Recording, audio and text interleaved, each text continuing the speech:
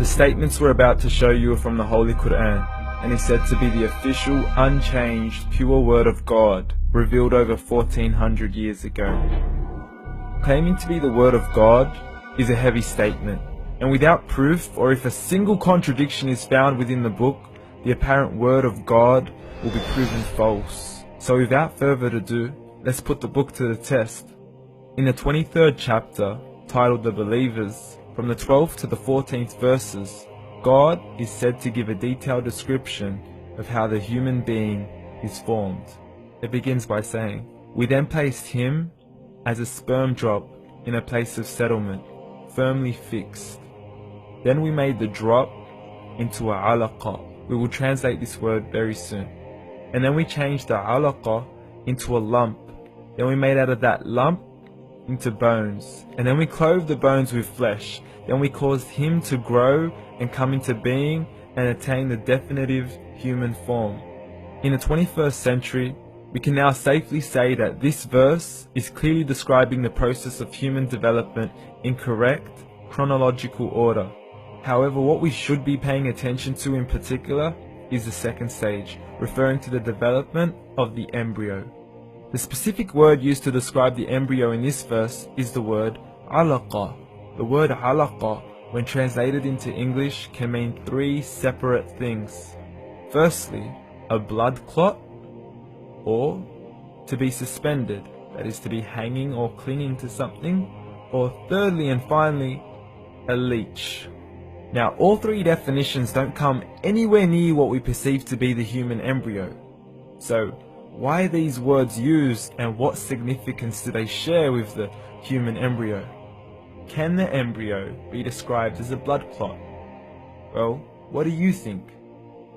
In the 3rd week of embryonic development, a tubular heart joins with the blood vessels to form a primordial cardiovascular system, and by the end of the 3rd week, the blood is circulating and the heart begins to beat on day 21.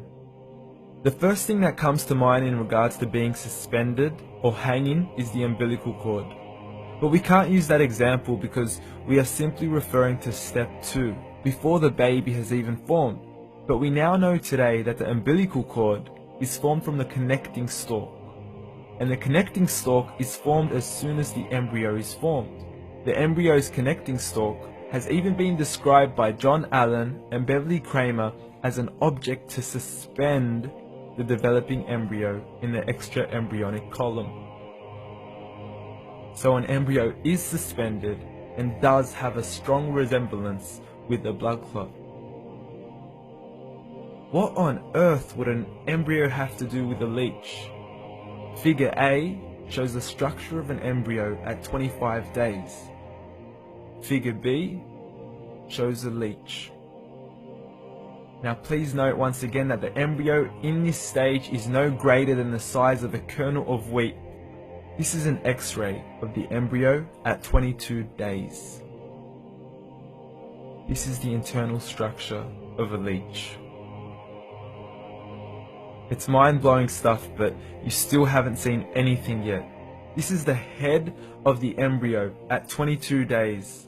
The detail you are seeing right now is absolutely impossible to be seen with the human eye and can only be seen with a microscope. This is the back end of a leech.